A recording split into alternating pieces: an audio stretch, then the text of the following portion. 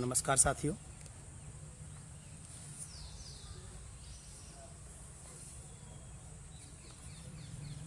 कुछ लोग जुड़ जाएं तो हम आज की चर्चा शुरू करेंगे। हाँ, कुछ लोग दिखने शुरू हुए हैं।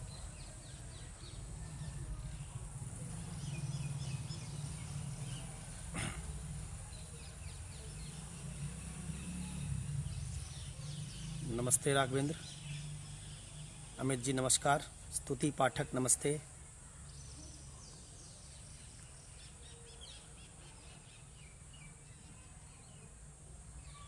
चलिए, कुछ लोग चर्चा में शामिल हो चुके हैं। प्रहलाद पाठे नमस्कार।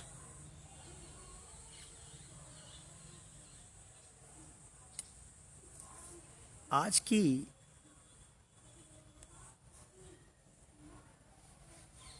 जो चर्चा है ये बड़े रिस्की विषय पर है, बड़ा जोखिम भरा टॉपिक है।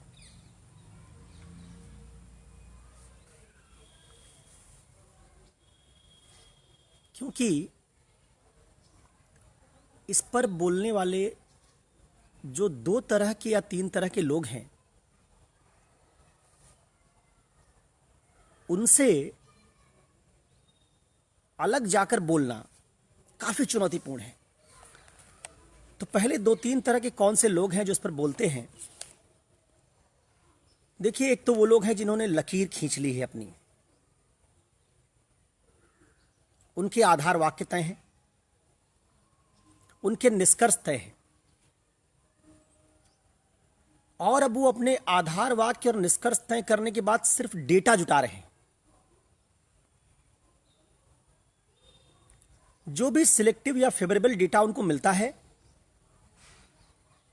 अपने पहले से तय किए गए आधार वाक्य और निष्कर्ष में सिर्फ उसको जोड़कर अपने मत को मजबूत बना देते हैं।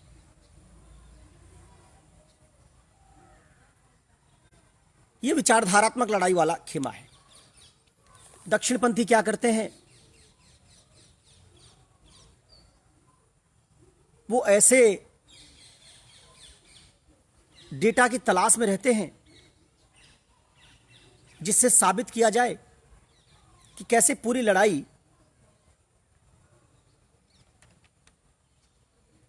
इस्लाम के कट्टरपंथ के खिलाफ है। दूसरा, भारत में प्रगतिशील कहा जाने वाला खेमा, उसने धीरे धीरे अपनी लाइन ये फिक्स कर ली है कि ये कट्टर हिंदुत्व का उभार है और इस्लाम इसमें विक्टिम है। सीए एनआरसी के समय से या उससे भी पहले थोड़ा जेएनयू के प्रतिरोध के समय से ही वामपंथियों, प्रगतिशील कहे जाने वाले लोगों ने ये लाइन पकड़ ली कि कट्टर हिंदुत्व का उभार है। अब ये दो खेमे हैं। एक खेमे के लिहाज से इस्लाम राष्ट्रीयता के भीतर फिट नहीं हो रहा है। उसकी राष्ट्रीय निष्ठा उसकी धार्मिक निष्ठा से छोटी है और वो इस नैरेटिव को तय कर लेने के बाद सारे निष्कर्ष, सारे आंकड़े और डेटा इसी के हिसाब से जुटाते हैं। दूसरा खेमा, जैसे मैंने कहा, उन लोगों का है जिन्होंने तय कर लिया कि हिंदू कट्टर हो चुके हैं।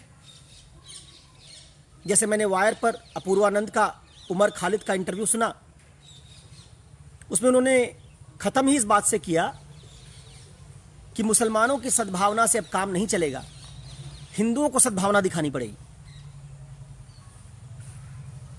मतलब अपूर्वानंद जी ने उसमें एक निष्कर्ष निकाल दिया कि हिंदू कट्टर हो चुके हैं और सद्भावना नहीं दिखा रहे हैं, इसलिए मुसलमानों की सद्भावना से अब काम नहीं चलेगा, अब भारत में हिंदुओं को सद्भावना दिखानी पड़ेगी। ये दो खेमे हैं, इनके अपने अपने नैरेटिव हैं। इस नैरेटिव के भीतर ये तर्क गढ़ते हैं और उसको हम सब सुनते हैं। दूसरा खेमा क्रूड लोगों का है, जो तर्क गढ़ नहीं पाते ठीक से, लेकिन इनके मस्तिष्क विषाक्त हैं। ये रोजमर्रा की खबरों से अपनी ओपिनियन बनाते हैं। तो इनमें से कुछ हैं जो ढूंढते हैं कि शाहीन बाग में फला आदमी ने कहा था कि हिंदू सामानों का बहिष्कार करो।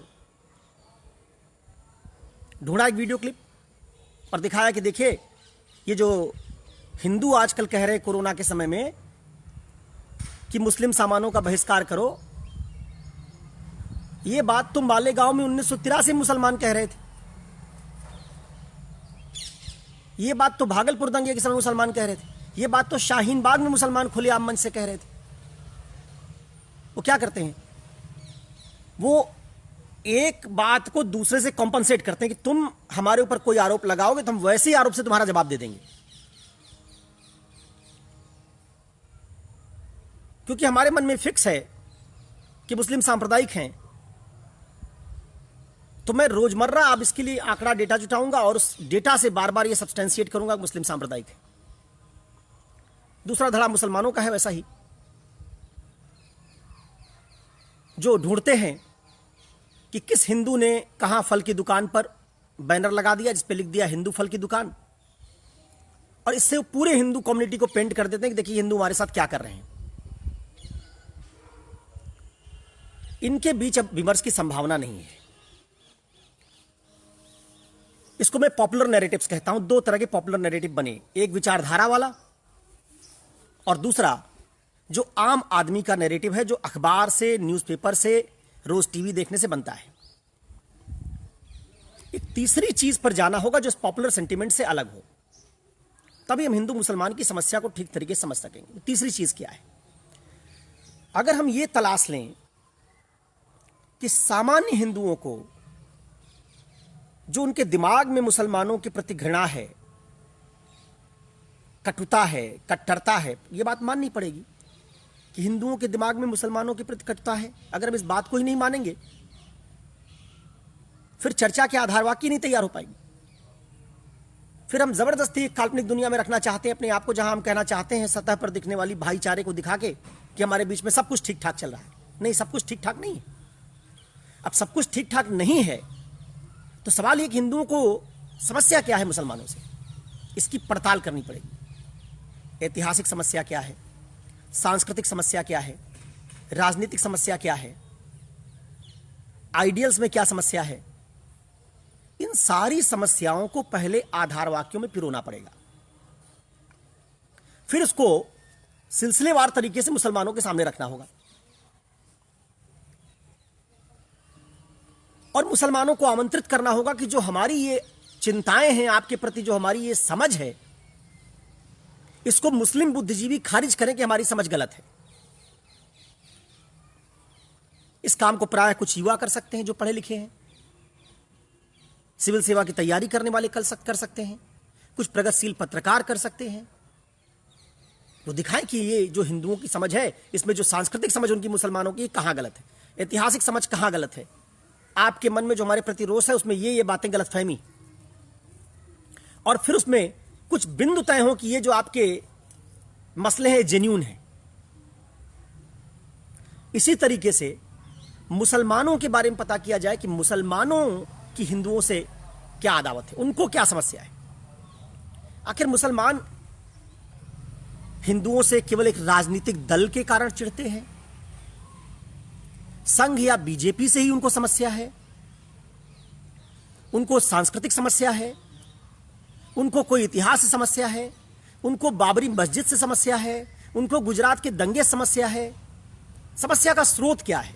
ना एक डॉक्टर की तरह, जैसे डॉक्टर एक अच्छा डायग्नोसिस करता है, क्या करता है उसमें पहले बीमारी की जड़ का पता लगाता है, तब ट्रीटमेंट शुरू करता है। वैसे दो लोग बीमार हैं, हिंदू और मुसलमान दोनों बीमार हैं मानसिक रूप से, दोनों के दिमाग में मानसिक कचरा भरा हुआ है, उसमें कुछ बात सही भी हो सकती है, कुछ गलत भी हो सकती है। पहले डायग्नोसिस करके हिंदू मस्तिष्क, हिंदू सामाजिक मनोविज्ञान और मुस्लिम सामाजिक मनोविज्ञान की डायग्नोसिस करके पता लगाया जाए कि इन दोनों की शिकायतें क्या हैं। फिर उन पर एक तर्क की प्रक्रिया शुरू की जाए और देखा जाए कि उनमें किन मामलों में हिंदू गलत निकल रहे हैं, वो उसका तर्क से उत्तर नहीं दे पा रहे हैं, और किन मामलों में मुसलमान गलत हैं जिसका तर्क से उत्तर नहीं दे पा रहे हैं। तब हमारी ग्रीवांसेस के कुछ चर्चा के कॉमन बिंदु बनेंगे। दो समुदायों के बीच चर्चा के जब तक कुछ कॉमन बिंदु नहीं बनते हैं, जिन पर स्वतंत्र, निष्पक्ष और साहसपूर्ण डिस्कोर्स नहीं होता है, तब तक सांप्रदायिक समस्या का समाधान नहीं हो पाएगा। यह मेरी अपनी समझ है। अच्छा देखिए, इस समस्या का समाधान मीडिया नहीं कर पाएगा, कभी पॉलिटिकल पार्टी कभी नहीं कर पाएगी। इसका समाधान सिर्फ और सिर्फ लोग और सिविल सोसाइटी कर सकती है। क्यों नहीं कर पाएगी, इसके कुछ तर्क मैं समझा देता हूं, फिर मैं अपनी बात पर आगे आता हूं। मीडिया क्यों नहीं कर पाएगा?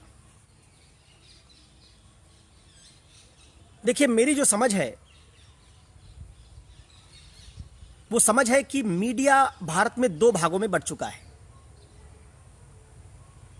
अभी मैं जो दो भाग बता रहा हूं, ये कारपोरेट मीडिया के हिसाब से नहीं बता रहा हूं, बल्कि विचारधारा के हिसाब से बता रहा हूं। एक मीडिया वो है जो सरकार का समर्थक बन गया है, वो सरकार के प्रवक्ता की तरह काम करता है,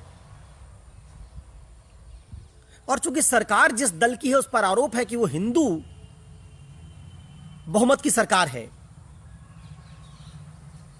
एक सांप्रदायिक जनादेश की सरकार है, ऐसा आरोप लगाया जाता है,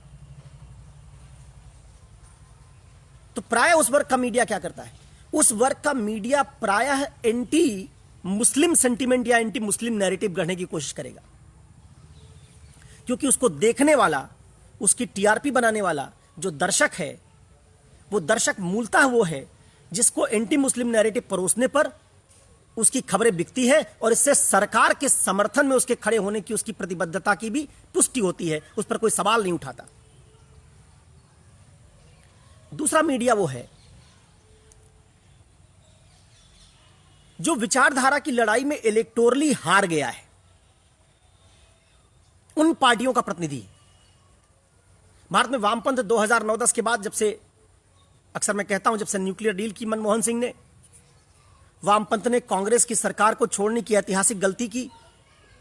उसके बाद से वामपंथ सिर्फ जादवपुर यूनिवर्सिटी, हैदराबाद यूनिवर्सिटी और जवाहरलाल नेहरू यूनिवर्सिटी में बचा है। पॉलिटिकली इनसिग्निफिकेंट हो गया, इतना इनसिग्निफिकेंट हो गया कि वामपंथ के आदर्श और विचारधारा की लड़ाई कन्हैया कुमार जैसे स्टूडेंट लीडर को लड़नी पड़ती, और उसको सुनने वाले लोग आज किसी वामपंथी नेता प्रकाश करात, सीताराम येचुरी को सुनने वाले लोगों से ज्यादा हैं। तो वामपंथ जमीन तलाश रहा है। कांग्रेस बाहर हो चुकी है, इलेक्टोरल पॉलिटिक्स में कांग्रेस नहीं रह गई, तो कांग्रेस और वामपंथ ये सब क्या हो गए? मिल गए। चूंकि जमीन पर इनका जनाधार कम है, इनकी अपनी बात कहने की ताकत कम है, इसलिए इन्होंने क्या किया? इन्होंने एक दूसरे मीडिया को अपना टूल बनाया, जिस मीडिया का काम है सरकार की छवि को खराब करना।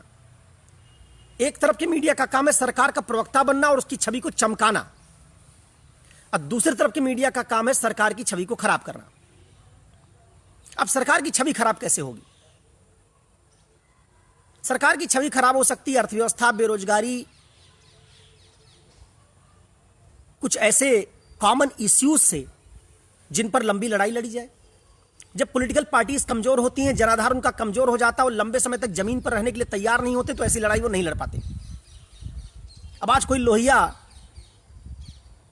जैसा नेता तो नहीं बचा है जिसमें इतना धैर्य हो कि 10 साल राजनीति से बाहर रहने पर, संसद से बाहर रहने पर भी अपनी बात उठाएगा।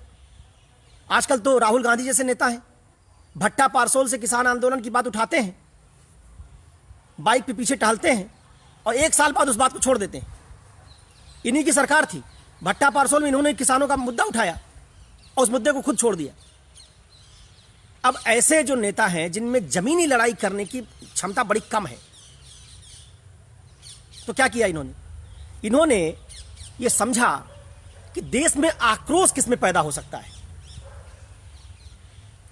रोहित वेमुला और गुजरात में दलितों के साथ ज्यादती के बाद कुछ दिन तक इन्होंने दलितों को अपना फेस बनाया और सरकार की इमेज खराब करने की कोशिश की, ये कहते हुए कि सरकार एंटी दलित है।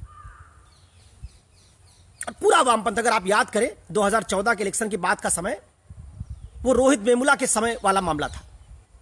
पूरे मीडिया ने अपनी ताकत रोहित वेमुला के पीछे झोंक दी, दलित आंदोलन के पीछे झोंक दी, क्योंकि उस दलित आंदोलन के भरोसे, उसके सहारे वो अपनी क्रेडिबिलिटी हासिल कर रहे थे। दलितों के कंधे पर बंदूक रख ली और निशाना सरकार और विचारधारा, इसका मतलब विचारधारा के बीच की लड़ाई। लेकिन सरकार और चालबाज है, चतुर है। दक्षिणपंथियों ने क्या किया? उज्ज्वला योजना चला दी, दलितों के घर गैस सिलेंडर पहुंचाने लगे, कॉलोनी बांटने लगे। और 2019 का चुनाव हुआ, क्या देखा हमने? हमने देखा कि उत्तर प्रदेश जैसे राज्य में जहां मायावती और समाजवादी पार्टी का गठबंधन हुआ, वहां भी दलितों ने बड़ी मात्रा में बीजेपी को वोट कर दिया। नॉन जाटव दलित जो वोट है वो बीजेपी के खेमे में चला गया। तो आप पाएंगे 2019 से मीडिया ने, विपक्षी दल के मीडिया ने अपना नैरेटिव बदल लिया। अब उन्होंने समझा कि दलित इतना रिलायबल नहीं है, कि टूट रहा है कई खेमों में, इसकी आवाज से हम सरकार के खिलाफ नहीं लड़ सकते। तो दूसरा कौन सा वर्ग है? तब दूसरा वर्ग उनको मिला मुसलमान। ट्रिपल तलाक के बाद से भावुक मुस्लिम जनता ने, जिसमें सरकार के प्रति आक्रोश बना हुआ है, उसको धीरे धीरे बिल्ड किया गया और एनआरसी सीए ने वो फ्लैश पॉइंट दे दिया, जहां आकर अब मुसलमान दलित को रिप्लेस करके मेन सरकार के छवि को खराब करने वाला प्यादा बन सकता है। तो मुसलमान प्यादा बन गया। अब उधर दक्षिणपंथी मीडिया ने प्यादा बना लिया हिंदू को, हिंदू के सहारे लड़ाई लड़ रहे हैं, गैर इस्लामिक सेंटिमेंट क्रिएट करना चाहते हैं। इधर मुसलमान की छवि को सामने रखकर, उसको विक्टिम के तौर पर दिखाकर दूसरा मीडिया जो लड़ाई लड़ना चाह रहा है। परिणाम क्या हुआ? इन दोनों मीडिया ने अपनी बायस रिपोर्टिंग से हिंदू और मुसलमानों के बीच खाई और बड़ी कर दी। आज हालत यह हो गई कि अपूर्वानंद, रवीश कुमार जैसे पत्रकारों को सुनने वाले हिंदुओं की संख्या कम होती जा रही है। कारण भी है उसका, अभी मैं चर्चा करूंगा या कल करूंगा आपको। उमर खालिद के इंटरव्यू की जो अपूर्वानंद जी ने ली है, दिल्ली विश्वविद्यालय में प्रोफेसर हैं, मैं आपको दिखाऊंगा उस इंटरव्यू में सैद्धांतिक कमियां कहां हैं। कैसे इंटरव्यू स्टेज्ड इंटरव्यू है। उमर खालिद ने शानदार इंटरव्यू दिया है। मैं तो उमर खालिद का फैन हो गया इंटरव्यू सुनने के बाद, लेकिन मैं अपूर्वानंद का फैन नहीं बन पाया, क्योंकि अपूर्वानंद को जो सवाल उमर खालिद से पूछने चाहिए तो उन्होंने ईमानदारी से नहीं पूछे। अब रवीश कुमार का कासगंज दंगे की रिपोर्टिंग और मालदा दंगे की रिपोर्टिंग देख लीजिए, आपको साफ समझ में आ जाएगा कि कैसे वो मुस्लिम सेंटिमेंट के खिलाफ जाने के लिए तैयार ही नहीं है। जमात पर जब आरोप लगेंगे तब उसको रवीश कुमार कवर नहीं करेंगे, लेकिन जिस दिन जमात के लोग प्लाज्मा डोनेट करते हुए दिखाई देंगे उस दिन रवीश कुमार उसको कवर करेंगे। एक नैरेटिव है जिसमें मुसलमान हीरो है, और जब मुसलमान हीरो उसी के सहारे हम लड़ाई लड़ रहे हैं सरकार से, तो अगर मुसलमान की छवि पर कोई प्रहार हुआ तो हमारी सरकार के खिलाफ लड़ी जाने वाली वैचारिक लड़ाई कमजोर हो जाएगी। इसलिए एक धड़े ने तय कर रखा है कि मुसलमान के खिलाफ एंटी मुस्लिम कोई खबर दिखाना ही नहीं, जिससे हमारी लड़ाई की नैतिक औचित्य पर कोई सवाल ना खड़ा हो। दूसरा पक्ष है जिसको आप गोदी मीडिया कहते हैं, उसने तय कर लिया है कि हमको चूंकि दूसरी विचारधारा से लड़ना है, सरकार के समर्थक हम प्रवक्ता के तौर पर हैं, इसलिए उसने तय कर लिया कि केवल तारिक फतेह खान जैसे लोगों को बुलाएगा जो हमेशा मुसलमानों की आलोचना करते रहे। और ऐसे लोगों को प्रवक्ता के तरह रखकर, जो प्रायः मुस्लिमों पर आक्रमण करने के लिए जाने जाते हैं, मुस्लिम समुदाय के भीतर के लोग, उनको सामने रखकर मुसलमानों पर प्रहार करवाया जाए। इनको मुसलमानों ने सुनना बंद कर दिया। तो एक मीडिया मुसलमानों की सिर्फ कमियां दिखा रहा है उसके समाज के भीतर की, इसलिए उसको धीरे धीरे मुसलमान ने सुनना बंद कर दिया। और दूसरा मीडिया सिर्फ मुसलमानों की अच्छाइयां बता रहा है, जमातियों पर लगे आरोप नहीं बताए जाते। मैंने रवीश कुमार की रिपोर्टिंग सुनी, उन्होंने कहा कि भारत में सरकार जब रिपोर्टिंग करती है तो दो खेमे बनाती है कोरोना पेशेंट्स के, कोरोना केसेस के, एक जमाती और एक गैर जमाती। रवीश कुमार जी ने बड़े कॉन्फिडेंस के साथ कहा कि पूरी दुनिया में ऐसा क्लासिफिकेशन कहीं नहीं किया जाता है। आपको मैं चुनौती देता हूं, आप इसको चेक करके देखिएगा। मलेशिया, इंडोनेशिया, पाकिस्तान, सारी दुनिया में कई मुल्क ऐसे हैं जिन्होंने जमाती और गैर जमाती इस तरीके से कोरोना के आंकड़े। आपको भरोसा ना हो तो मैं अक्सर पाकिस्तान के अखबार डॉन की चर्चा करता हूं।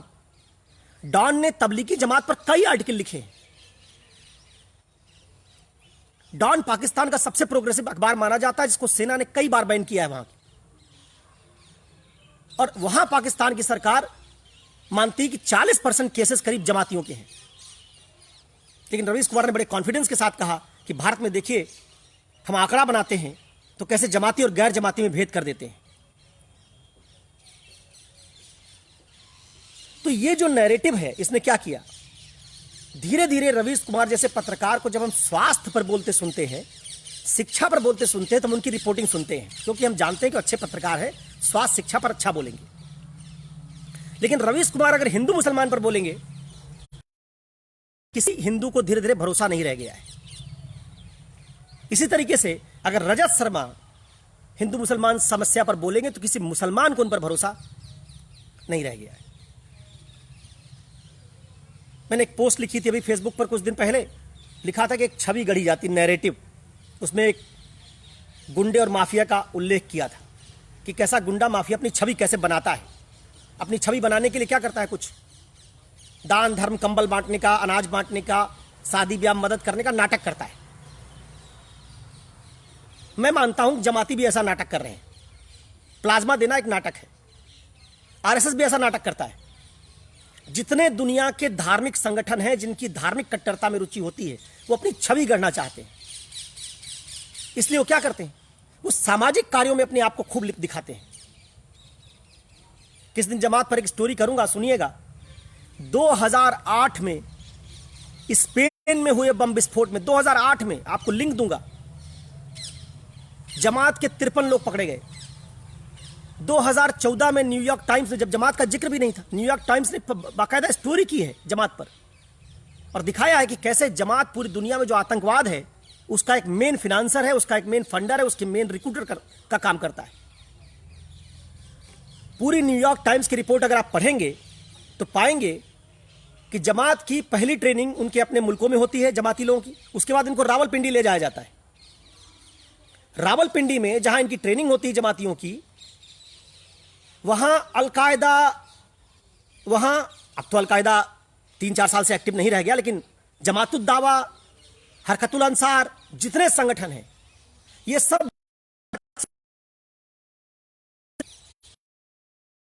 आज ताजुब हुआ जब मैंने देखा कि आरफा खानम शेरवानी से लेकर सब ने अपनी पूरी ताकत जमातियों के प्लाज्मा डोनेशन पर उनके पीछे झोंक दी। इससे मुसलमानों का भला नहीं कर रहे हैं आप। एक ऐसी कम्युनिटी को जिसके इतिहास में डूबियस तत्व हैं, उसको बचाने की काम कर रहे हैं, तो इससे आप पूरे मुस्लिम समुदाय को कटघरे में खड़ा कर रहे हैं। जरा सोचिए कि अगर मैं एक प्रगतिशील हिंदू हूं और कल को आरएसएस 4 जगह कंबल बांटे, तो क्या मैं आरएसएस का समर्थक हो जाऊंगा इस नाते? क्या मैं भूल जाऊंगा कि आरएसएस हिंदू राष्ट्र? अगर मैं इस बात को सिर्फ आरएसएस के कंबल बांटने से नहीं भूलूंगा, तो आरफा खानम शेरवानी, सरजील इमाम, आयशा रैना, लदीदा सखलून, रवीश कुमार, ये लोग इस बात को कैसे भूल गए कि केवल जमात के लोगों द्वारा प्लेटलेट काउंट्स देने या प्लाज्मा देने से हम उनके ऊपर लगे हुए 2008 से आज तक के आतंकवाद के सारे आरोपों को भूल जाए? क्या ये प्रोग्रेसिव इस्लाम है? क्या जमात के लोग जाते हैं और मुसलमानों से कहते हैं कि आप दिया मत जलाया कीजिए, हिंदुओं का दिवाली जैसा ही, आप मजार पे मत जाया कीजिए, आप चादर मत चढ़ाया कीजिए, ये गैर इस्लामिक है। अरे भारत का इस्लाम अरब का इस्लाम है क्या?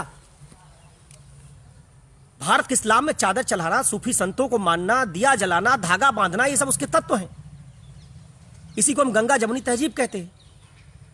मैं आपको जमात के सारे पॉइंट्स बताऊंगा, जो उनके प्रीचिंग के पॉइंट्स हैं, जो भारतीय मुसलमानों को अरब मुसलमानों के समान बनाने की कोशिश करता है, धार्मिक बनाने की कोशिश करता है।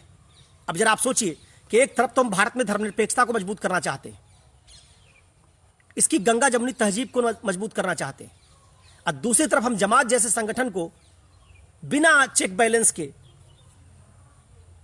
अनुमति देते हैं कि वो मुसलमानों में जाकर उनको ज्यादा धार्मिक कट्टर बनाने और उनको अरब मुसलमान के नजदीक ले जाने का काम करें। बनारस के एक प्रोफेसर हैं पॉलिटिकल साइंस के, उन्होंने अच्छा एक लेख लिखा, इस पर शेयर करूंगा कभी आपके साथ। बनारस के हैं, पॉलिटिकल साइंस के, प्रोफेसर हैं, जमात की पूरी आइडियोलॉजी पर उन्होंने अच्छा लेख लिखा है। ये सब बात मैं क्यों बता रहा हूं? ये सब बात इसलिए बता रहा हूं कि देखिए, जब तक हम ईमानदारी से, अगर हम संकोच करेंगे कि हम मुस्लिम कट्टरपंथ के खिलाफ नहीं बोलेंगे, हम संकोच करेंगे कि हम आरएसएस के प्रति सेंटीमेंट रखेंगे, तो सांप्रदायिक समस्या हल नहीं होगी। आप आरएसएस के प्रति सॉफ्ट कॉर्नर दिखाएंगे, मुसलमान आपकी बात नहीं सुनेगा। और अगर आप जमात के प्रति सॉफ्ट कॉर्नर दिखाएंगे तो मैं आपकी बात नहीं सुनूंगा, अगर मैं प्रगतिशील हिंदू हूं और ईमानदार हूं। तो बात यह है कि आज हिंदुओं को बजरंग दल और विहिप जैसे संगठनों के आलोचना में खुल के आगे आना होगा। तो मुसलमानों को भी यह समझना होगा कि वो किस इस्लाम की अवधारणा को सामने हिंदुओं के रखना चाहते हैं। उस इस्लाम का नक्शा क्या होगा? वो रमजान को रमदान बोलने वाला इस्लाम होगा क्या, जो तुर्की और अरब से प्रेरणा लेके आ रहा है? वो जमातियों का इस्लाम होगा क्या, जो 5 जून की नमाज को मैंडेटरी बना रहा है? क्या वो इस्लाम होगा? जो पायस मुसलमान गढ़ना चाहता है, कहते हैं पवित्र मुसलमान बना रहे हैं हम। क्या एक सेकुलर राज्य में हम पवित्र मुसलमान बनाने पर आमादा होंगे? क्या एक सेकुलर राज्य में हम नेहरू के वैज्ञानिक मनोवृत्ति का निर्माण करेंगे, या हम सेकुलर राज्य में पवित्र हिंदू और पवित्र मुसलमान बनाएंगे? मैं 2014 के पहले सुनता था, बीजेपी सरकार के आने के बाद भाग गया हो जाकिर नायक, कितने मुसलमानों के मन में उसने जहर भर दिया। एक ही काम था उसका, बस कुरान से उसने एक एक आयत रट रखी थी, और कुरान की एक एक आयत उठा के कहता था, देखो यही हिंदू वेद में है, यही हिंदू उपनिषद में है, सब कुरान में है सारा। वो एक इस्लाम का ऐसा नैरेटिव करना चाहता था जिससे बाहर कुछ है ही नहीं, और लोगों को इस्लामिक तौर तरीके की तरफ मोड़ना चाहता था। इस्लाम के अनुयायियों को समझना होगा कि जब हम एक सांस्कृतिक बहुधर्मी राष्ट्र में रहते हैं, तो वहां किसी भी एक संस्कृति के तत्व को बहुत ज्यादा कट्टरता, मोनोटेनिटी, एक पहचान वाले स्वरूप में स्वीकार करना हमेशा मुश्किल होगा। हिंदुओं को भी समझना होगा। मैंने अपनी पोस्ट में लिखा भी है कि अगर धार्मिक लोगों को आप मंत्री बनाएंगे, संसद भेजेंगे, तो इससे मुसलमान आप पर भरोसा करेंगे, बात भूल जाइए। तो एक चर्चा करने की जरूरत है। अब देखिए, मैं इस चर्चा की शुरुआत जहां से करना चाहता हूं, मैं उमर खालिद की उस इंटरव्यू से इस चर्चा की शुरुआत करना चाहता हूं। चर्चा कई दिन चलेगी, इसमें आपको धैर्य के साथ मुझे सुनना पड़ेगा। इस चर्चा को किसी निष्कर्ष तक ले जाना है, हिंदुओं की तकलीफ सुननी पड़ेगी, मुसलमानों की तकलीफ सुननी पड़ेगी, उसके ऐतिहासिक संदर्भ जानने पड़ेंगे, उसके सांस्कृतिक संदर्भ जानने पड़ेंगे। तब अगर इनमें से कुछ लोग समझेंगे कि बात सही है, तो हम इस सांप्रदायिक समस्या से लड़ सकेंगे। मैंने कहा, ईमानदारी, साहस, प्रायः एक तर्क गढ़ा जाता है कि प्रेम और सहानुभूति, ये बहुत जरूरी तर्क है। हमको प्रायः अल्पसंख्यकों के साथ प्रेम और सहानुभूति रखनी चाहिए। लेकिन देखिए, एक बच्चा है बहुत छोटा, उसकी जब हम परवरिश करते हैं, बड़ा हो रहा है, 4 साल 5 साल का हो गया, जिद करता है, हमको बहुत प्रेम है उस बच्चे से, लेकिन बच्चे को गोद में उठाते हैं, किसी का बाल खींच लेता है, किसी को थप्पड़ मार देता है, किसी की चीज फेंक देता है किसी के ऊपर। प्रेम मैं बहुत करता हूं उससे। आपने हिंदी फिल्में देखी होंगी जिसमें कोई बहुत बड़ा उद्योगपति है, फैक्ट्री का मालिक है, एक बच्चे का परवरिश करता है, और बच्चा उसका बिगड़ा हुआ बच्चा होता है, और उसकी सारी जिद मानता है, और बड़े होकर वो एक खराब आदमी में तब्दील हो जाता है। एक प्रेम इस किस्म का है, जहां मैं आपसे प्रेम करता हूं और आपकी हर गलत बात पर आंख मूंद लूं। दूसरा प्रेम इस तरह का है कि प्रेम के साथ साथ ये बताना पड़ेगा कि भाई, जो ये बात तुम कह रहे हो, ये बात सही नहीं। आज मैं किस बात से शुरू करूंगा? आज मेरा लक्ष्य है, जो बात स्थापित करना चाह रहा हूं, कि हिंदू मुस्लिम समस्या 1992 की बाबरी मस्जिद से शुरू नहीं होती है। हिंदू मुस्लिम समस्या 2002 के दंगे से शुरू नहीं होती है। अगर आप हिंदू मुस्लिम समस्या को 1992 के बाबरी मस्जिद दंगे और 2002 के गुजरात दंगे से जोड़ देंगे, तब इस समस्या का जो स्वरूप है वो पॉलिटिकल बन जाएगा सिर्फ। और अगर समस्या सिर्फ पॉलिटिकल बन जाएगी, तब ये दो खेमों में लोग टूट जाएंगे, एक दक्षिणपंथी और एक वामपंथी, या एक दक्षिणपंथ के विरोधी लोग। और तब ये इतने नैरो दायरे में होगी, इसका समाधान नहीं निकलेगा। कैसे मैं अपनी बात ये कहना चाहता हूं, कैसे इसको समझाना चाहता हूं, स्थापित करना चाहता हूं। देखिए, भारत में दंगों के इतिहास पर वार्ष्णे और विल्किंसन, इन लोगों ने पूरे दंगों की एक लिस्ट जमा की है।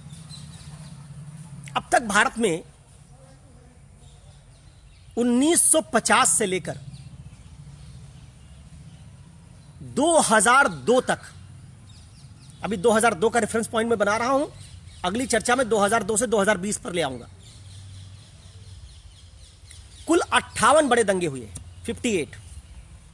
इनका मैं डाटा आपके सामने रख रहा हूं, किन वजहों से हुए ये रख रहा हूं आपके सामने।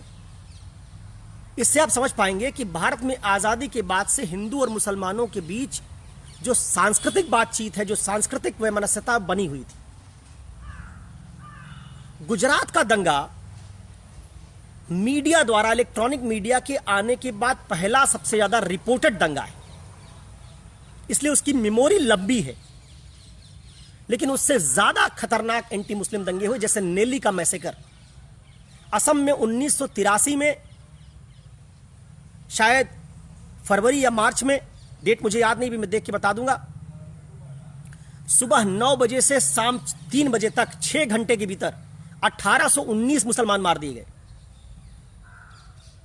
असम में राष्ट्रपति शासन था, ज्ञानी जैल सिंह राष्ट्रपति थे, इंदिरा गांधी प्रधानमंत्री थी। सिर्फ 6 घंटे में 1819 मुसलमान मारे गए। लेकिन आप पाएंगे कि मुसलमानों की स्मृति में नेली दंगा नहीं है, गुजरात दंगा है। गुजरात में ऑफिशियल फिगर 794 मुसलमानों के मारे जाने का है। ज्यादा मुसलमान मारे गए होंगे, मैं ऑफिशियल फिगर की बात कर रहा हूं। जैसे नेली दंगों में कुल 2119 मुसलमानों के मारे जाने का आंकड़ा है, जबकि लोग कहते हैं कि 10,000 से ज्यादा लोग मारे गए। मैं ऑफिशियल फिगर्स की बात करूंगा। 794 मुसलमान मारे गए और 200 कुछ हिंदू भी मारे गए गुजरात दंगे में, जबकि नेली दंगे में कोई हिंदू नहीं मारा गया। फिर भी आप पाएंगे गुजरात दंगा मुसलमानों की स्मृति में ज्यादा बड़ा है, नेली नहीं है। 1980 का मुरादाबाद दंगा कैसे शुरू होता है? ईद का दिन है, ईदगाह में मुसलमान नमाज पढ़ने आए हैं, एक सुअर घुस जाता है ईदगाह के भीतर। एक पुलिस कांस्टेबल की ड्यूटी है वहां। उस पुलिस कांस्टेबल से 2-3 मुसलमान कंप्लेन करते कि सुअर को भगाओ। वो भगाने से इनकार कर देता है और इसके परिणाम स्वरूप सारे मुसलमान एजिटेट हो जाते हैं। पहले उस पुलिस वाले पर अटैक करते हैं, उसके बाद बगल की वाल्मीकि बस्ती थी दलितों की, उस पर अटैक करते हैं, उनका घर जलाते हैं, और फिर हिंदू इकट्ठा होते हैं, वो मुसलमानों का घर जलाते हैं। 1500 लोग मारे गए। लेकिन आप पाएंगे बहुत कम मुसलमान इसके बारे में जानते हैं। 1980 में फिर कांग्रेस की सरकार है। 1983 का मालेगांव दंगा, भारत की क्रिकेट टीम वर्ल्ड कप जीत के आई है, जिसमें जितनी बातें बता रहा हूं इसको आप 2 बड़े सोर्स हैं। एक सोर्स है जेएनयू में एक वामपंथी लीनिंग वाली स्कॉलर हैं, इन्होंने अपना रिसर्च किया, इनका नाम मैं बता दे रहा हूं आपको। बी राजेश्वरी का डिसर्टेशन है इस पर, communal riots in India, a chronology from 1947 to 2003। इनमें आपको इनका डिसर्टेशन है पूरा, ये जेएनयू में इन्होंने डिसर्टेशन अपना सबमिट किया है और इस पर आईपीसीएस रिसर्च पेपर है, इससे आप देख सकते हैं। और दूसरा जो मैं आपको डेटा दे रहा हूं वो डेटा है जिसका सोर्स है लोक नीति शोध केंद्र। इसमें इनके कारण, दंगा कैसे शुरू हुआ, कितने लोग मारे गए, किसने शुरू किया, किसको ज्यादा क्षति उठानी पड़ी, इस तरह के तमाम तथ्य आप ढूंढ लेंगे। 1983 का मालेगांव दंगा भारतीय क्रिकेट टीम मैच जीत के आती है, कुछ हिंदू पटाखे जलाना शुरू कर देते हैं और इस बात से हिंदू और मुसलमानों में झड़प शुरू हो जाती है। मुसलमान इकट्ठा होते हैं, पहले हिंदुओं को मारते हैं, हिंदू मारे जाते हैं, उसके बाद हिंदू इकट्ठा होते हैं, मुसलमानों को मारते हैं। अब जरा सोचिए कि 1983 में बीजेपी का तो मालेगांव में कोई प्रसार नहीं है। मैं बीजेपी की समर्थन की कोशिश नहीं कर रहा हूं, मैं बता रहा हूं आपको कि आप जब तक हिंदू मुस्लिम समस्या को बीजेपी और आरएसएस से परे जाकर नहीं देखेंगे, उसके पीछे का इतिहास है। हिंदू और मुसलमानों के बीच ऐतिहासिक मिसट्रस्ट है, हिस्टोरिकल मिसट्रस्ट है। आप किसी हिंदू से बात करके देखिए, वो कहेगा हमारे साथ ये किए थे इतिहास में, हमारा मंदिर तोड़ दिए थे।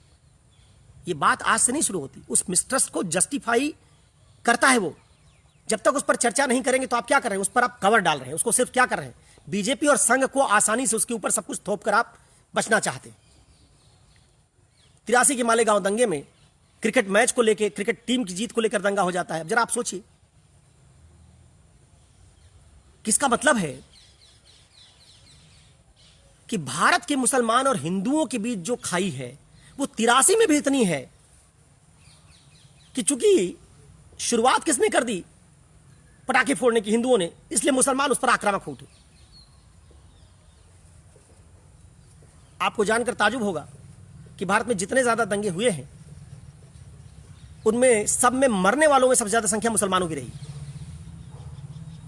किन बातों पर दंगे हुए, जरा इन पर भी जोर दीजिएगा, देखिएगा कभी। 47 दंगे हुए हैं, 47, जिन दंगों में किसी रथ यात्रा, दुर्गा पूजा, किसी जुलूस, इसको निकालने को लेकर दो समुदायों में झगड़ा हो गया। जैसे देगंगा दंगा जो 2010 में गुजरात बंगाल में हुआ, बड़ा खतरनाक दंगा है, बहुत कम लोग जानते होंगे शायद इसके बारे में। देगंगा में जो दंगा हुआ 2010 में बारिसात में, एक ब्लॉक है उसका देगंगा, उसमें जो दंगा हुआ, उस दंगे में पहली बार पुलिस बुलाई गई, कंट्रोल नहीं कर पाई, आरएफ बुलाई गई, कंट्रोल नहीं कर पाई, पैरामिलिट्री बुलाई गई, कंट्रोल नहीं कर पाई, सेना बुलाई गई, कंट्रोल नहीं कर पाई। पढ़िएगा देगंगा दंगा। और finally arm forces special power act लगाना पड़ा देगंगा में, तब दंगा कंट्रोल हुआ। आप जानते हैं, आपने पढ़ा होगा AFSPA के बारे में, आस्था जिसको आप कहते हैं, arm force special power act, वो लगाया गया, तब दंगा कंट्रोल हुआ। मसला क्या था? मसला है कि एक मुसलमान कब्रिस्तान है और उसी के बगल 30-40 साल से दुर्गा पूजा हो रही है। 67% मुसलमान है देगंगा में, करीब 22-23% हिंदू है, बाकी और पॉपुलेशन है। बंगाल हाई कोर्ट का निर्णय है उस पर, उसके बावजूद वहां कम्युनल क्लैश होता है और दंगा शुरू हो जाता है। तो ये दंगे जो हुए हैं, इसमें क्रिकेट मैच खेलने से लेकर अहमदाबाद में जितने दंगे हुए, अहमदाबाद 1990 तक सबसे ज्यादा दंगों वाला केंद्र रहा। एक शहर में सबसे ज्यादा दंगे अगर कहीं हुए तो अहमदाबाद में हुए। अहमदाबाद में क्यों दंगे हुए? सबसे ज्यादा दंगे हुए रथ यात्रा को लेकर। इसका मतलब हिंदुओं मुसलमानों के बीच दंगों का, मिसट्रस्ट का कारण सिर्फ आरएसएस, बीजेपी और संघ नहीं है। 1983 में असम में बीजेपी का क्या प्रेजेंस है? अब मैं जरा आपको कुछ डेटा बता रहा हूं, जरा सुनिएगा इस डेटा को ध्यान से। पहली बात मैं स्थापित करना चाहता हूं कि हमको पहले खुल के मानना पड़ेगा कि हिंदू मुसलमानों के बीच समस्या है, और हमको इस पर साहसपूर्ण ढंग से बात करने के लिए पहले तैयार होना पड़ेगा। मैं आपको कुछ डेटा बता रहा हूं, इस डेटा को सुनिए, और इस डेटा को सुनने के बाद तब आप अपना 1967 से 2002 तक जो 58 बड़े दंगे हुए हैं, इसमें से 10 दक्षिण भारत में हैं, 12 पूर्व और पूर्वोत्तर राज्यों में हैं, 16 पश्चिम में हैं और 20 उत्तर में हैं। आप अच्छी तरह से जानते हैं कि 1967 से 2002 तक बीजेपी और आरएसएस का दक्षिण भारत में प्रेजेंस नहीं है, फिर भी वहां 10 दंगे हो रहे हैं। पूर्व और पूर्वोत्तर भारत में भी बीजेपी का प्रेजेंस नहीं, फिर भी वहां 12 दंगे हो रहे हैं। इसका मतलब है कि समस्या सिर्फ आरएसएस तक सीमित नहीं है। भारत में दंगों का और सुनिए, पंथ निरपेक्षता के सबसे बड़े फिगर कौन है भारत में? जवाहरलाल नेहरू। 1950 से 1964 तक 243 कम्युनल वायलेंस की घटनाएं नेहरू के समय में घटी। 243 कम्युनल वायलेंस की घटनाएं। इसका स्रोत Varshney Wilkinson data set on Hindu Muslim violence in India 1950 टू 1995 वर्जन सेकेंड, इसका स्रोत है जो मैंने बताया। अगर कोई नेहरू को सेकुलर नहीं माने, कहे कि नेहरू सेकुलर नहीं है, तो मैं उसको यही कहूंगा कि वो कुछ ऐसा कह रहा है कि वो मनुष्य नहीं। जितना मैं मानता हूं कि मैं मनुष्य हूं, उतना मैं मानता हूं कि नेहरू सेकुलर थे। नेहरू की पंथ निरपेक्षता पर मुझे उतना ही यकीन है जितना यकीन अपने मनुष्य होने पर है। लेकिन नेहरू के पंथ निरपेक्षता वाले भारत में भी 1950 से 1964 तक 243 दंगे हुए। इंदिरा गांधी के शासनकाल में 1966 से 77 और 1980 से 1984 में 337 सांप्रदायिक दंगे हुए। सबसे ज्यादा दंगे इंदिरा गांधी के शासनकाल में हुए। राजीव गांधी के शासनकाल में 291 कम्युनल वायलेंस हुए। 1950 से 1995 तक 1194 सांप्रदायिक संघर्ष की जो बड़ी घटनाएं घटी हैं, उनमें से 871 यानी 72.95% नेहरू, इंदिरा और राजीव गांधी के प्रधानमंत्री रहते हुए हुई। आप बाकी कुछ भी कह लीजिए कि इंदिरा गांधी, नेहरू, राजीव गांधी, इनके बारे में कोई और आरोप लगा लीजिए आप, मैं मान लूंगा कि इन्होंने वंशवाद को आगे बढ़ाया। जो कुछ आप आरोप लगाना चाहे मान लूंगा, लेकिन मैं ये कभी नहीं मानूंगा कि जवाहरलाल नेहरू कम्युनल थे, सांप्रदायिक थे। इंदिरा गांधी सांप्रदायिक थी, ये भी मैं नहीं मानूंगा। उसके बावजूद आप देख रहे हैं कि इनके यहां 72.25% दंगे इनके समय में हो रहे हैं। इसका मतलब हिंदू मुस्लिम समस्या का लेना देना केवल पॉलिटिकल नहीं है, इसके कारण गहराई में है, हमारे सांस्कृतिक मनोविज्ञान में है, हमारी शेयर्ड हिस्ट्री में है। उनको तलाशना होगा। अच्छा, अब तक 1967 के बाद 2002 तक गुजरात दंगों में कुल 18 ऐसे दंगे हुए हैं जिनमें मरने वालों की संख्या 100 से ज्यादा है। इसमें 1967 का हटिया, 1969 का अहमदाबाद, 1970 का जलगांव, 1979 का जमशेदपुर, 1980 का मुरादाबाद, 1983 का नेल्ली, 1984 का दिल्ली, 1989 का भागलपुर, 2002 का गुजरात, ये सब शामिल है। इसमें से ज्यादातर दंगों में मुसलमान ज्यादा मारे गए और इसमें से 60% दंगों की शुरुआत मुसलमान कर रहे हैं और मुसलमान ज्यादा मारे जा रहे हैं। तो दंगों का ना एक बड़ा ऐतिहासिक सा अजीब सा चरित्र है जिसको आपको खंगालना पड़ेगा। इनमें से जो 18 दंगे मैंने जिक्र किया, इनमें से 18 जो दंगे हुए बड़े 1967 के बाद, इसमें से 10 जगहों पर कांग्रेस की सरकारों के शासन में दंगे हुए, 3 राष्ट्रपति शासन में हुए, 4 में अन्य दलों की सरकार थी जिनमें जनता दल, जनक्रांति दल जैसी पार्टियां हैं, और सिर्फ एक 2002 का दंगा बीजेपी सरकार के समय में हुआ है। उन दंगों की बात कर रहा हूं जिनमें 100 से ज्यादा लोग मारे गए। ऐसे दंगों में 1967 के बाद एक ही दंगा है 2002 का, जो बीजेपी के शासनकाल में हुआ। तो दंगों के लिहाज से भारत में किसी पॉलिटिकल पार्टी का रिकॉर्ड अच्छा नहीं है, ना कांग्रेस का, ना बीजेपी का, ना जनता दल का, किसी का अच्छा नहीं। तो हमको तलाशना होगा फिर ऐसा कैसे हो गया। मुसलमान मरे, अच्छा सबसे ज्यादा दंगे 2002 के दंगों में मुसलमान सबसे ज्यादा मरे भी नहीं। मैंने आपको बताया कि दिल्ली दंगों में मुसलमान सबसे ज्यादा मरे, 2000 ज्यादा मुसलमान मार दिए गए। लेकिन आज मुसलमानों के मन में कांग्रेस के प्रति वो घृणा नहीं है जो घृणा बीजेपी के प्रति है। कारण क्या है? इस कारण को थारोली तलाशना पड़ेगा। इसका मतलब इसके कारण सिर्फ पॉलिटिकल नहीं, इसके कारण कुछ सांस्कृतिक और ऐतिहासिक भी है। सबसे ज्यादा मुसलमान मरते हैं कांग्रेस के समय दंगों में, सबसे ज्यादा दंगे होते हैं कांग्रेसी शासन में। असम के जिस सबसे भयंकर नरसंहार का मैं जिक्र कर रहा हूं, जिसमें 6 घंटे में 1819 लोग मार दिए गए, राष्ट्रपति शासन है, इंदिरा गांधी की सरकार है केंद्र में, तब मार दिए गए। तो मुसलमानों में आक्रोश क्यों नहीं बना? ऐसा तो कहीं नहीं है कि मुसलमानों में जो आक्रोश है गुजरात दंगे का, जैसा मैंने कहा, वो टीवी मीडिया की आने के बाद हुए दंगे के कारण है। उसकी रिपोर्टिंग बहुत हुई है, और कहीं ऐसा तो नहीं है कि आक्रोश मैन्युफैक्चर्ड भी है, क्रिएट किया गया है। ध्यान रखिएगा, मैं संघ और बीजेपी को क्लीन चिट नहीं दे रहा हूं, बात आपको समझाने की कोशिश कर रहा हूं, समझिएगा कैसे। 1984 का दंगा जरा देखिए। 1984 में सिखों के साथ दंगा होता है। गुजरात दंगे में 794 मुसलमान मारे जाते हैं और 1984 के सिख दंगों में 2000 सिख मारे जाते हैं।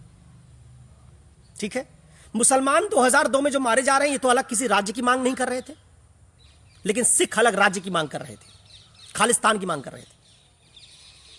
इंदिरा गांधी की हत्या भी इसीलिए हुई क्योंकि माना गया कि उन्होंने स्वर्ण मंदिर में सेना भेज दी।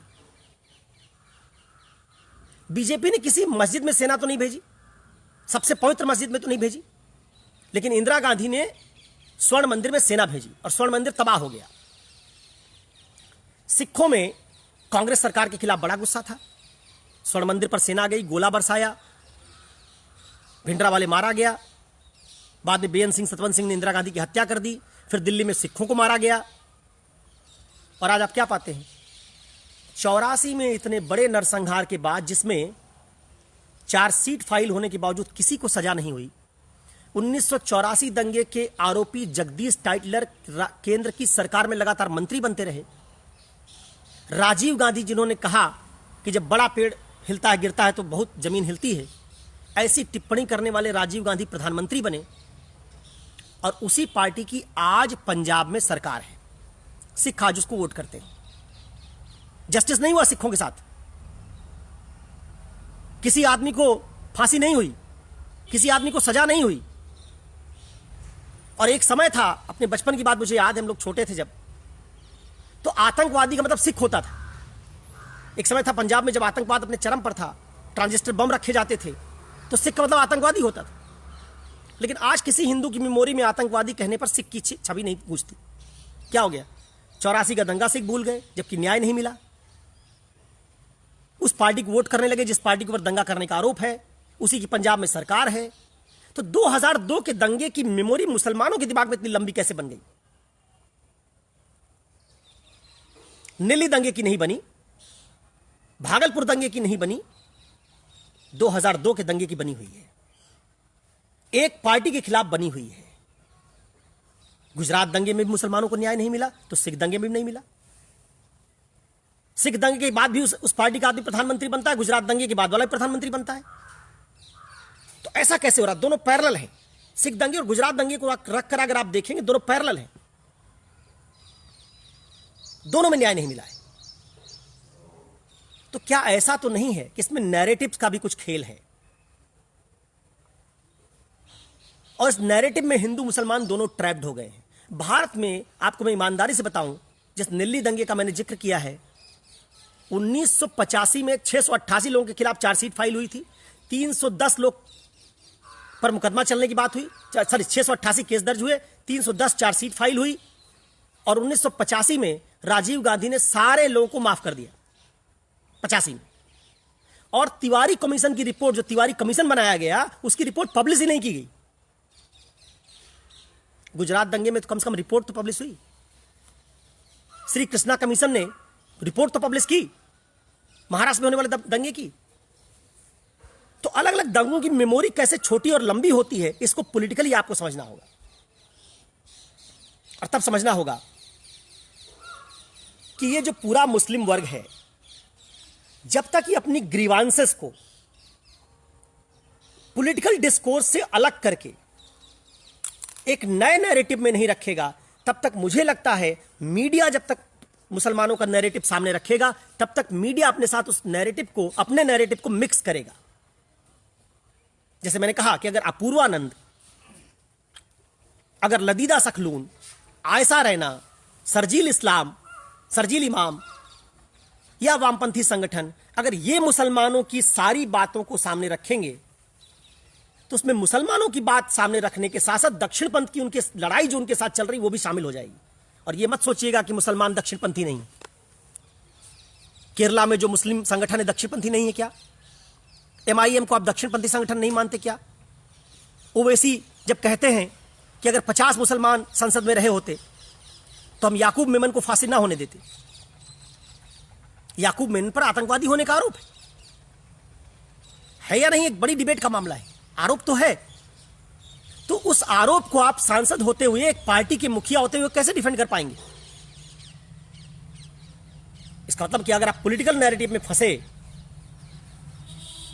तो फिर यह बात नहीं बनेगी। इसी बात को मैं समझाते हुए इस डिस्कोर्स को आगे बढ़ाना चाहूंगा, जिसमें मुख्य आधार बिंदु मेरे ये हैं। मैं उमर खालिद के इंटरव्यू से बहुत प्रभावित हुआ, जो अपूर्वानंद जी ने लिया है। उस इंटरव्यू का मैं आगे जिक्र करूंगा और मैं दिखाऊंगा कि मैं उमर खालिद से क्या सवाल पूछता, और उसके बाद मैं हिंदुओं की जो ग्रीवांसेस हैं, जो मैं समझता हूं, क्योंकि मैं हिंदू कट्टरपंथियों से भी घिरा हुआ हूं, हिंदू लिबरल्स भी मेरे संपर्क में हैं। पहले उनकी ग्रीवांसेस क्या है उसको सामने रखूंगा, फिर मुसलमानों की ग्रीवांसेस सामने रखूंगा और दिखाऊंगा कि मुसलमानों की क्या तकलीफ है, और तब हम इस डिबेट को आगे बढ़ाएंगे। आज मैंने जो काम करने की कोशिश की है वो ये किया है कि देखिए, ये पूरा हिंदू मुस्लिम सवाल पॉलिटिकल हो गया है। इस पर मीडिया ने साइड्स ले लिए हैं और मीडिया इतना बायस्ड हो गया है कि एक तरफ का मीडिया पूरे मुस्लिम समुदाय को विलन बना रहा है, तो दूसरे तरफ का मीडिया जमात को हीरो बनाने पर आमादा है। जिस जमात का जिक्र करते हुए मैंने आपको समझाया कि जिस जमात का मैं आपको लिंक दूंगा, न्यूयॉर्क टाइम्स से समेत जितने बड़े बड़े, गार्डियन, न्यूयॉर्क टाइम्स, जितने बड़े बड़े अखबार हैं, उनका लिंक देखिए। और वो लिंकेज कब के हैं? 2012, 2011, 2014। FBI ने उनके खिलाफ क्या कहा है सुनिएगा। तो आपने जमात की बिना हिस्ट्री चेक किए उसको हीरो बनाना शुरू कर दिया। अगर रवीश कुमार एक प्रोग्राम में जमात को हीरो बना देंगे तो भारत में रवीश कुमार की जितनी फॉलोइंग है मुसलमानों के बीच में, मुझे डर है कि 10 लाख जमात अपने फॉलोअर और पैदा कर लेगा और 10 लाख मुसलमानों से कहेगा कि तुम केवल नमाज पढ़ो 5 जून की, बस और कुछ मत करो। क्योंकि जकात का पहला नियम यही है, जमात का, तबलीगी मरकज का, कि आप 5 बार नमाज पढ़िए। मुझे डर है, मैं नहीं चाहता कि मुसलमान 5 जून का नमाजी बने। अरे भाई, 5 जून के नमाजी भी बनेंगे मुसलमान और नासा में स्पेस क्राफ्ट भी छोड़ेंगे, दोनों बातों में विरोधाभास। या तो साइंटिफिक टेम्परामेंट आपका ज्यादा होगा या आप नमाज पढ़ने में समय लगाएंगे। मैं फिलॉसफी पढ़ाता हूं, इथिक्स पढ़ाता हूं, मैं दिन भर फिलॉसफी इथिक्स पढ़ूंगा तो मेरा फिलॉसफी इथिक्स के तर्क जो है विकसित होंगे। अगर मैं दिन में 5 बार पूजा करूं, हवन करूं, तो मेरी धार्मिक सोच जो क्या करेगी, वो मेरी एथिकल सोच पर हावी हो जाएगी। इसलिए मैं नहीं चाहता कि जमात का प्रसार हो भारत में। मैं चाहता हूं कि भारत का मुसलमान भारतीय इस्लाम का एक वर्जन तैयार करे, वो अरबी मुसलमान की तरह न बने, अरब के मुसलमान से प्रेरणा ना ले, उनके रिचुअल्स ना अपनाए, उनका तौर तरीका, उनका पहनावा, उनका खान पान, उनकी धार्मिक मान्यताएं ना अपनाए, वो इस्लाम में शुद्धिकरण का मूवमेंट ना चलाए। शुद्ध आदमी ज्यादा अच्छा नहीं होता। शुद्ध खाटी हिंदू बन जाएगा कोई ब्राह्मण और पंडा बन जाएगा। ब्राह्मण यहां जो कह रहा हूं पुरोहित वाला ब्राह्मण है, ब्राह्मण जाति नहीं। वैसे शुद्ध मुसलमान बन जाएगा तो मौलवी बनने लायक बचेगा, बस वो किसी और लायक नहीं बचेगा। इस पर हमको विचार करना है कि क्या पूरे मुस्लिम समुदाय से हम सबको 5 जून का नमाजी बना के मौलवी बनाना चाहते हैं, या हम मुस्लिम समुदाय से वैज्ञानिक, इंजीनियर, डॉक्टर पैदा करना चाहते हैं। तो सवाल मेरा रवीश कुमार से यही है कि आप जब जमात के लोगों को ग्लोरीफाई करते हैं कि ये किया उन्होंने, तो क्या कल को आरएसएस भी कुछ मानवीयता के लिए काम करेगा तो कल उसको भी ग्लोरीफाई करेंगे आप? और अगर आरएसएस के अच्छे काम के बावजूद आप उसको ग्लोरीफाई नहीं करेंगे इसलिए क्योंकि आरएसएस की फिलॉसफी ठीक नहीं है, तो फिर जमात की फिलॉसफी भी ठीक नहीं है, आप उसको ग्लोरीफाई क्यों कर रहे हैं? इस बात पर आज की चर्चा हम लोग रोकेंगे। कल या अगले जो भी, जिस दिन मैं बताऊंगा आपको, फेसबुक पर मैं डाल दूंगा, उस दिन मैं हिंदुओं के जो पूरी सांस्कृतिक सोच है, मुसलमानों से तकलीफ क्या है उनकी, उसको सामने रखूंगा। जब मैं उनके ग्रीवांस को सामने रखूंगा तो जरूरी नहीं होगा कि मैं उनकी सारी बात से सहमत हूं। मैं हिंदुओं का पक्षकार बन के उनकी बात सामने रखूंगा। फिर मैं जब मुसलमानों का पक्षकार बनूंगा तो मुसलमानों की सारी बात रखूंगा। हो सकता है मैं मुसलमानों की सारी बात से सहमत ना हूं। फिर उस बात को सामने रखने के बाद हम इस पर चर्चा करेंगे कि हमको आगे चलकर मीडिया से अपनी डिस्कोर्स को आगे बढ़ाना है या इस डिस्कोर्स को खुद हमको अपने हाथ में लेना चाहिए।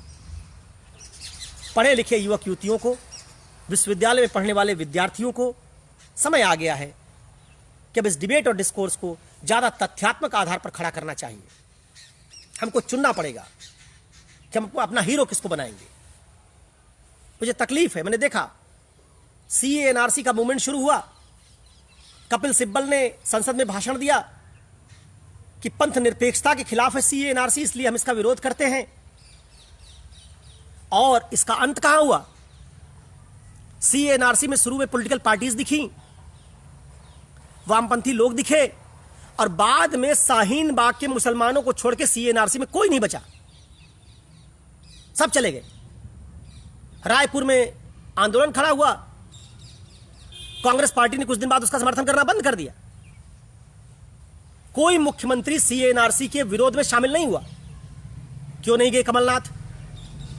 क्यों नहीं गए अरविंद केजरीवाल? तो आपने मुसलमानों को कहा था कि भाई सीए एनआरसी गलत है, और जब वो सड़क पे आ गए तो आपने पॉलिटिकल लड़ाई पॉलिटिकल पार्टियों के हाथ में लेने की बजाय किसको दे दी? आपने वो लड़ाई दे दी शर्जील इमाम को, आपने वो लड़ाई दे दी आयशा रैना को। आयशा रैना का प्रोफाइल देखिएगा, ये इस लड़ाई की पोस्टर गर्ल हैं। ये लिखती हैं इस्लामिक एक्टिविस्ट हूं मैं, मुस्लिम एक्टिविस्ट हूं। कल को कोई हिंदू एक्टिविस्ट टर्म यूज करेगा, ठीक होगा? लड़ाई शुरू हुई कॉन्स्टिट्यूशन की वैल्यू पर, और लड़ाई कौन लड़ रहा है? इस्लामिक एक्टिविस्ट लड़ाई लड़ रहे हैं। क्या विरोधाभास है? अंबेडकर का प्ले कार्ड लेके आपने आंदोलन शुरू किया सीए एनआरसी का, और अंबेडकर के पोस्टर के बाद आप कहां लौट गए? अंबेडकर का पोस्टर लगाने के बाद आप लौट गए इस्लामिक आइडेंटिटी पर।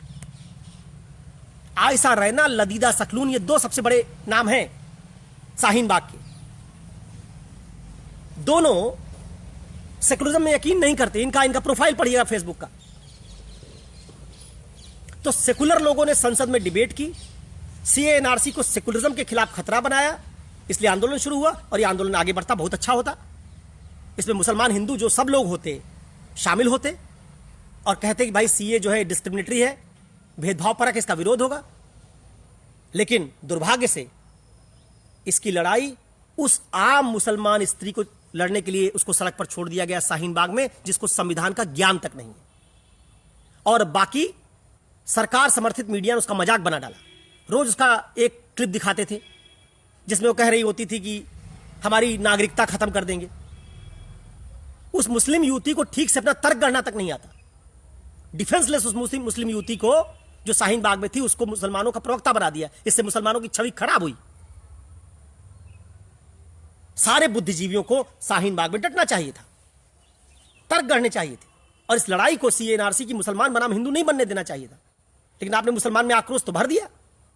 आक्रोश भर के आप पीछे आ गए, और आम भावुक मुसलमान, धार्मिक मुसलमान उस लड़ाई को लड़ने के लिए छोड़ दिया आपने। तो धार्मिक मुसलमान क्या करेगा? उस संवैधानिक लड़ाई को धार्मिक बना देगा। जिस धार्मिक विभेद के खिलाफ वो लड़ रहा था, उस धार्मिक विभेद के खिलाफ लड़ते लड़ते कब उसने उस लड़ाई को धार्मिक बना दिया, उसको खुद पता ही नहीं चला। इन सटल चीजों को हमको देखना होगा। भारत में मुसलमानों की इमेज कैसे खराब की जा रही है, समझना होगा इसको खराब करने में केवल संघ बीजेपी दोषी नहीं है, इसको खराब करने के कई विलेन हैं। इस चर्चा को मैं आगे जारी रखूंगा। आज के लिए बस इतना ही। बहुत बहुत धन्यवाद।